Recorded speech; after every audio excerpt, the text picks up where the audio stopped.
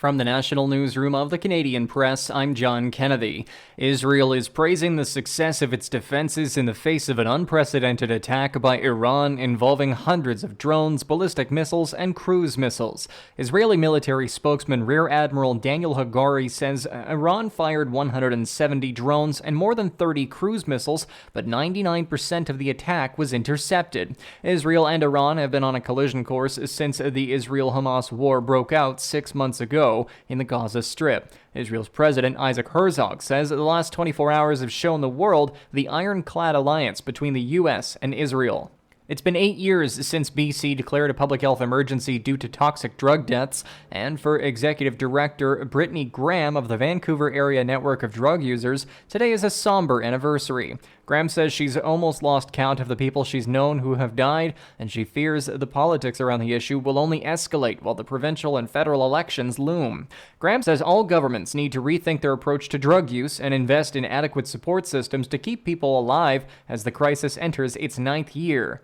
The toxic politics is what's going to be killing people next. There is no interest in actually solving this crisis, but there's an interest in winning votes and winning seats, and in the meantime, people will die if they don't have access to the services they need. Graham says a town hall this afternoon will bring community members from downtown East Side to gather and discuss the crisis on the anniversary of the emergency declaration.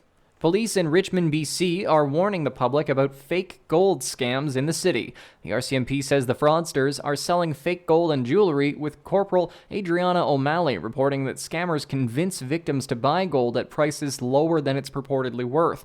Police say the fraudsters will play on the victim's emotions and then use sleight of hand to put fake jewelry on the victim while taking their real jewelry off. German Chancellor Olaf Scholz has arrived in China on a visit focused on the increasingly tense economic relationship between the two nations. Scholz's first stop was the industrial hub of Chongqing, where he visited a Bosch hydrogen fuel cell plant alongside a flurry of local media. German companies such as BMW and Volkswagen are highly reliant on the Chinese market, but Beijing's support for Russia creates frictions with the West. The Chancellor's visit also comes as German companies argue that they face unfair market barriers in China. This has led the German government to push for a policy of de-risking to reduce reliance on the Chinese market and suppliers. Nevertheless, China remained Germany's top trading partner for the 8th straight year in 2023, with $271 billion in goods and services. After a visit in Shanghai, Scholz will end his 3-day visit in Beijing, where he will meet with Chinese President Xi Jinping. I'm Karen Chamas. This is the Canadian Press.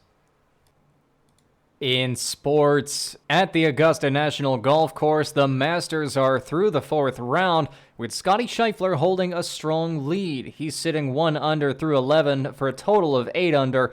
Canadian Corey Connors is currently tied 38th with +1 through the final for +7 in total. Justin Turner went 3 for 4, driving in 3 runs as the Toronto Blue Jays shut out the Colorado Rockies 5-0 today. Vladimir Guerrero Jr. added an RBI single in the 3rd inning as Toronto won back-to-back games. Jose Berrios struck out 7 over 7 scoreless innings of a 2-hit ball. The Toronto Raptors are ending the NBA season with a whimper. Thomas Bryant scored 18 points as the Miami Heat turned up for the play-in tournament with a 118-103 win. Toronto finished their campaign with a 25-57 record. It's the 5th worst mark in the franchise history. From the Canadian Press, I'm John Kennedy. Thanks for listening. Don't forget to follow and subscribe. For more of today's top stories, visit thecanadianpressnews.ca.